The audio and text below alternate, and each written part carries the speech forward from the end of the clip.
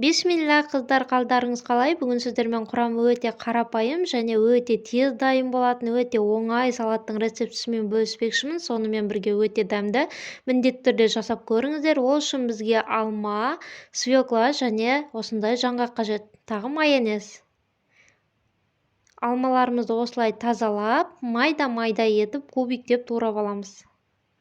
Барлық жағын дұрыстап тазалап шыққан жақсы.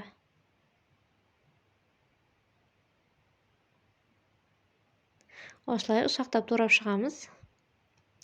Ыдысымызға саламыз. Суға піскен свекланы да, яғни қызылшаны да ұсақтап турап аламыз. Майдалап ұсақтап тураған өте жақсы.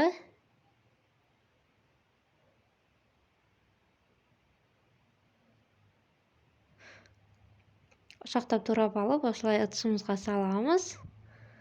Ал енді соңында жаңғақтарымызды барынша майдалап туруға тырысамыз. Қатты ұсақ қылып жіберуге болмайды. Осылай кубик-кубик сияқты етіп турап шығамыз.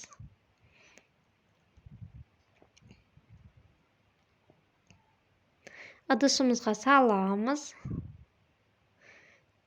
Дәміне қарай тұз қосамыз өздеріңіздің қалауыңызша. Және майонез саламыз. Майонез енді біреу көп болғаны қалайда, біреу аз болғаны қалайда, өздеріңіздің қалауларыңызға байланысты. Мен осыған 3 ас қасық майонез салдым. Майонез толық араласқанша осылай араластырамыз. Міне достар, біздің салатымыз дайын. Тарелкаға салып дастарханға қоя берсеңіздер болады. Егер видео ұнаса, жанартық етуді ұмытпаңыздар.